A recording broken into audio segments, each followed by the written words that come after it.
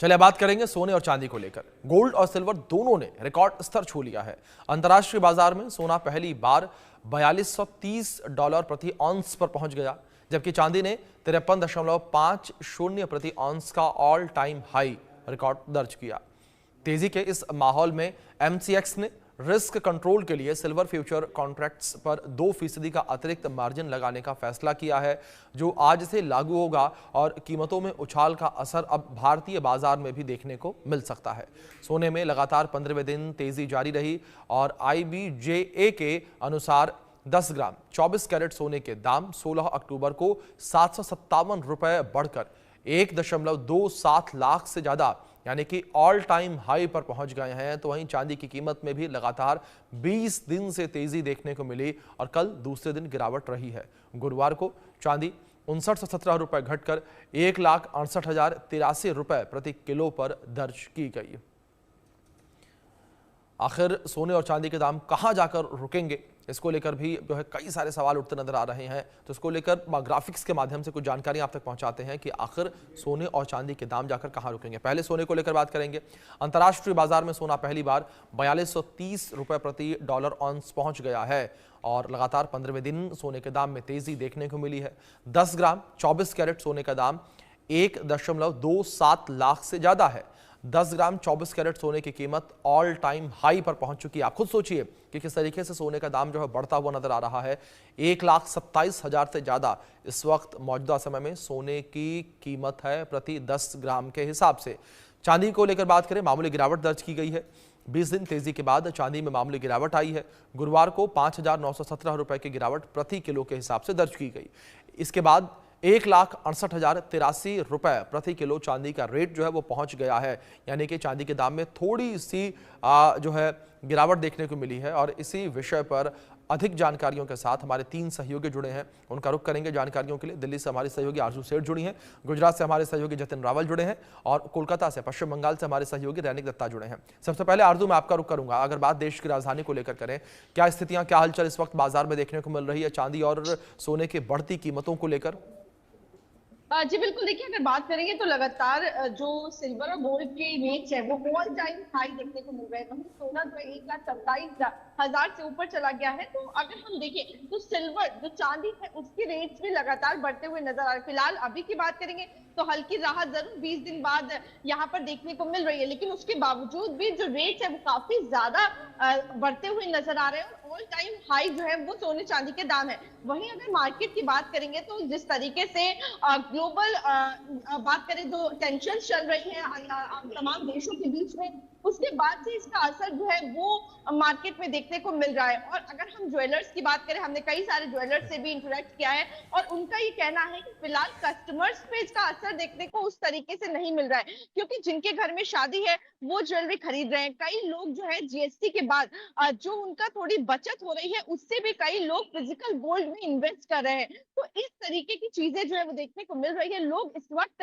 Investment में ज्यादा ध्यान जो है वो दे रहे हैं और चाह रहे हैं कि इसमें इन्वेस्ट कर दे, क्योंकि अगर ज्वेलर्स की माने तो आने वाले दिनों में रेट्स और ज्यादा बढ़ सकते हैं और इसी वजह से कहीं ना कहीं जो लोग हैं वो भी इन्वेस्टमेंट की ओर आगे बढ़ रहे हैं। जी बिल्कुल आरजू, जाहिर तौर पर जिस तरीके से सोने और चांदी के दाम में बढ़ोतरी देखने को मिली है, लोग भी बड़े हैरान परेशान नजर आ रहे हैं। जतिन, मैं आपका रुख करूंगा। बात गुजरात को लेकर करें तो किस तरीके से गुजरात के लोग जो है वो परेशान हैं गोल्ड के बढ़ते दामों को लेकर, क्योंकि गुजरात जो है वो एक ऐसा स्टेट है जहां पर सोने और चांदी की खरीदारी काफी ज्यादा की जाती है हीरे के व्यापार के बाद। जतिन, जी देखिए, बिल्कुल आपको बता दूं कि जिस तरह से जो गुजरात में जो सोने और चांदी में जो खरीदी है वो लगातार यहाँ पर जो होती रहती है, और चाहे वो सीजन हो या तो ना हो, चाहे अगर बात करें अगर दशहरे के दिन की, अभी जो 10-15 दिन पहले जो दशहरा गया था, दशहरे के दिन यहाँ पर जो है वो दशहरे के दिन तकरीबन 200 किलो से भी ज्यादा सोने की बिक्री हुई थी, जबकि सोने का भाव 1,18,000 से भी ज्यादा था। साथ ही साथ उसके बाद अभी 15 दिन के अंदर अंदर ही सोने का जो भाव है, आज की अगर अहमदाबाद के सोने की भाव करें 1,29,840 रुपया सोने का भाव प्रति 10 ग्राम के हिसाब से दर्ज जो है वो किया गया। चांदी भी ऑल टाइम हाई पर है, लेकिन अब जो भी जैसे कि दशहरे के 200 किलो से भी ज्यादा जो सोने की जो बिक्री हुई, उसमें सबसे ज्यादा जो नोटिस किया गया कि सबसे ज्यादा जो गोल्ड है वो बार और सिक्के में लोग जो है वो इन्वेस्ट कर रहे हैं, यानी कि इन्वेस्टमेंट लोग करने के लिए जो है सोना और चांदी की खरीदी फिलहाल करते हुए दिखाई दे रहे हैं। क्योंकि जिस तरह से अगर सूत्रों की माने, जिस तरह से भाव जो लगातार तेजी से बढ़ रहा है, जो ज्वेलरी के जो ऑनर्स है उनका मानना है कि अगले 5 या 6 महीने के अंदर ये भाव जो है 1,75,000 से भी ज्यादा पहुंचने की जो है वो गुंजाइश है, और उसकी वजह से लोग सोने में ज्यादा से ज्यादा इन्वेस्ट जो है वो करते हुए नजर आ रहे हैं। आपने कि सोने के दाम जिस तरीके से बढ़ते नजर आ रहे हैं, इसको देखने के बावजूद भी लोग लगातार इन्वेस्ट जो है वो सोने में कर रहे हैं।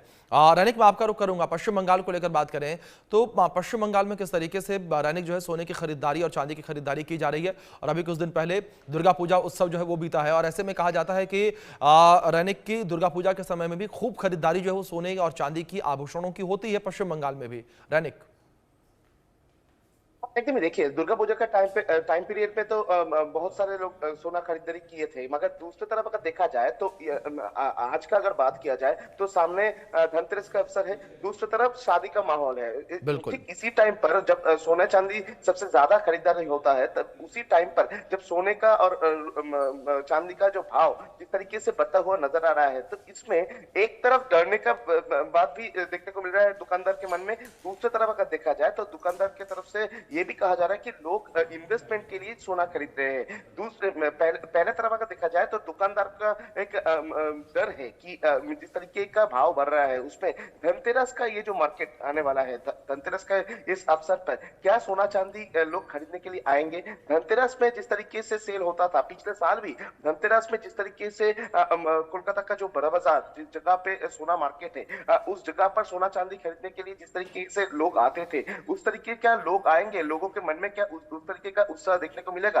दूसरी तरफ अगर दुकानदार के एस्पेक्ट से देखा जाए तो दुकानदार के कहना है कि जिस तरीके से भाव बढ़ रहे हैं, तो अगले दिन के सोच को सामने रखते हुए लोग आएंगे, खरीदारी करेंगे, और सोना चांदी के जिस तरीके से भाव बढ़ रहे हैं तो उसमें लोग इन्वेस्ट करना चाह रहे हैं। तो इसी वजह से धनतेरस को लेकर एक तरफ चिंता भी दुकानदारों के मन में है, दूसरी तरफ अगर देखा जाए तो दुकानदार उम्मीद लगा के बैठे हैं कि धनतेरस का अवसर और जाहिर तौर पर दुकानदार जो है वो भी उम्मीद लगाकर बैठे हैं कि उनकी दुकान पर जो खरीदार हैं वो पहुंचे, लेकिन सोने के बढ़ते दामों की वजह से लोग हैरान परेशान जरूर हैं।